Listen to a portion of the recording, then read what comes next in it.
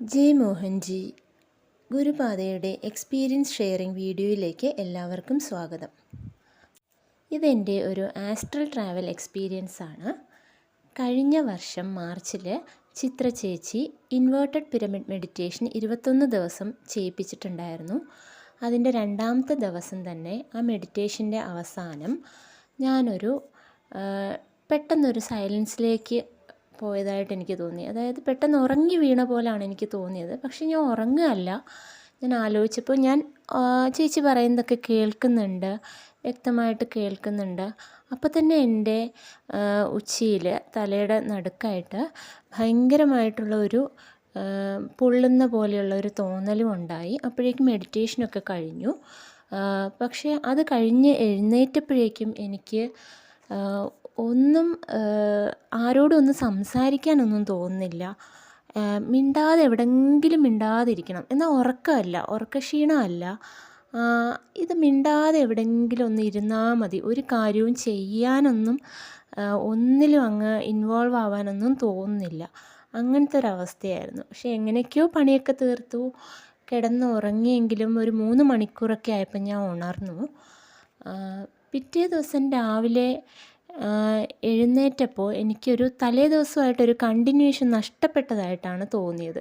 സാധാരണ നമ്മൾ രാവിലെ എഴുന്നേറ്റ് കഴിഞ്ഞാൽ തലേ ദിവസത്തെ എന്തെങ്കിലും 2-3 കാര്യങ്ങളൊക്കെ നമുക്ക് ഓർമ്മയുണ്ടാവുമല്ലോ. ഇതങ്ങനെ യാതൊരു കണക്ഷനും എനിക്ക് തോന്നിയില്ല തലേ ദിവസമായിട്ട്.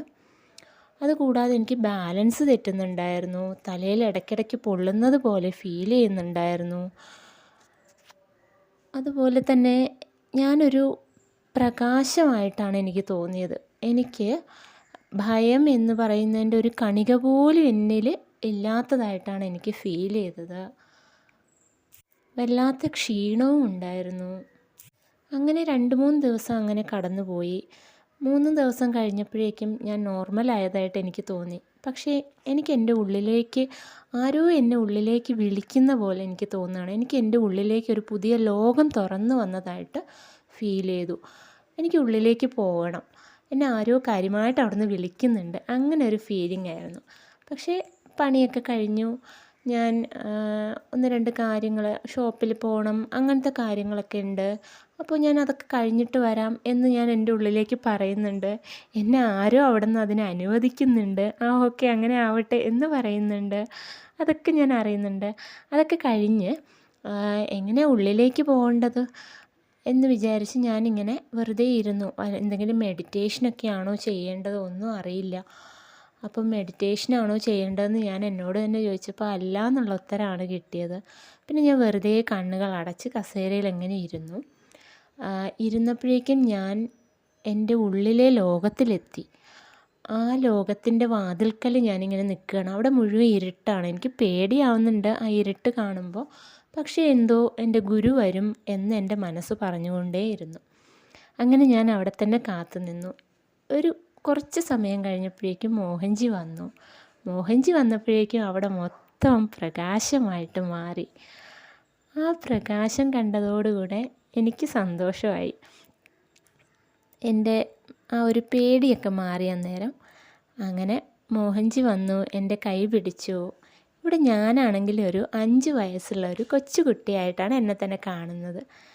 അപ്പോൾ മോഹൻജിയുടെ കൈ പിടിച്ച് ഞങ്ങളിങ്ങനെ നടക്കുകയാണ്. ഈ മേഘങ്ങളുടെ പുറത്തൂടെയാണ് നടക്കുന്നത്. അപ്പോൾ ഈ മേഘങ്ങളൊക്കെ നമ്മൾ ഈ ഫ്ലൈറ്റിലൊക്കെ പോകുമ്പോൾ കാണില്ലേ, പഞ്ഞിക്കെട്ട് പോലെ, അതുപോലത്തെ മേഘങ്ങളെയാണ് ഞാൻ കാണുന്നത്.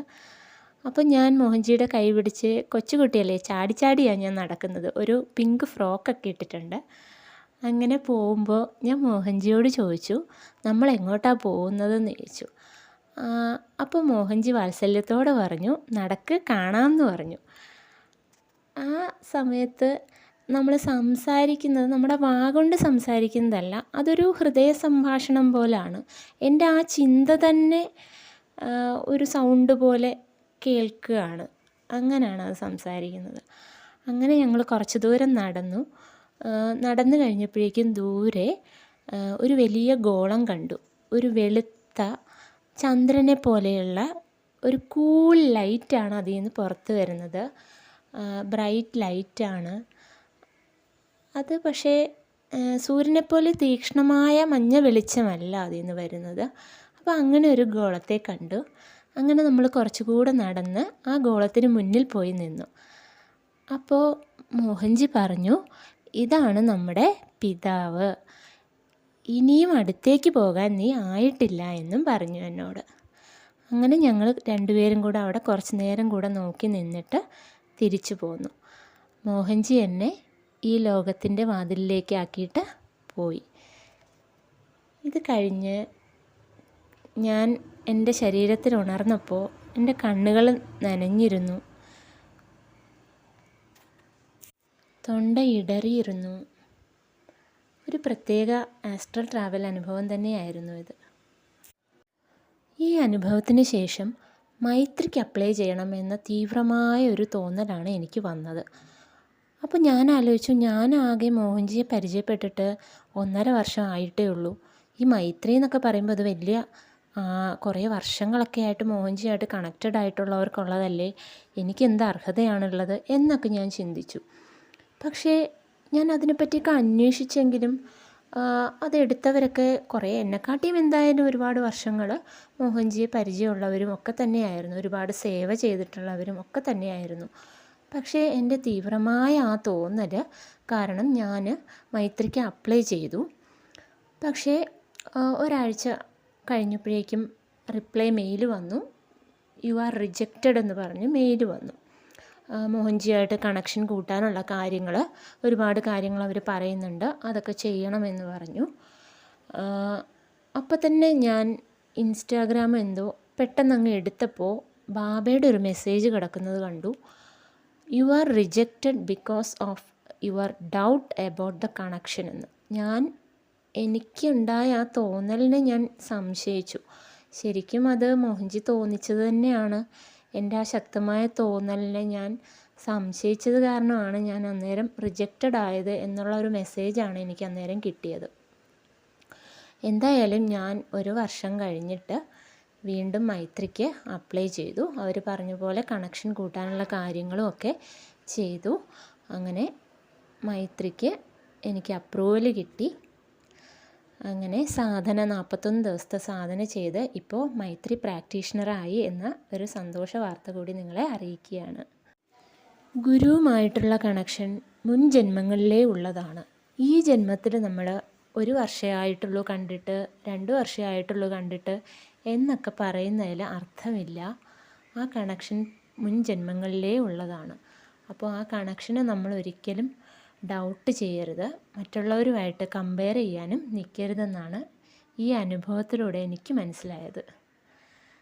എല്ലാവർക്കും നന്ദി, നമസ്കാരം, ജയ് മോഹൻജി.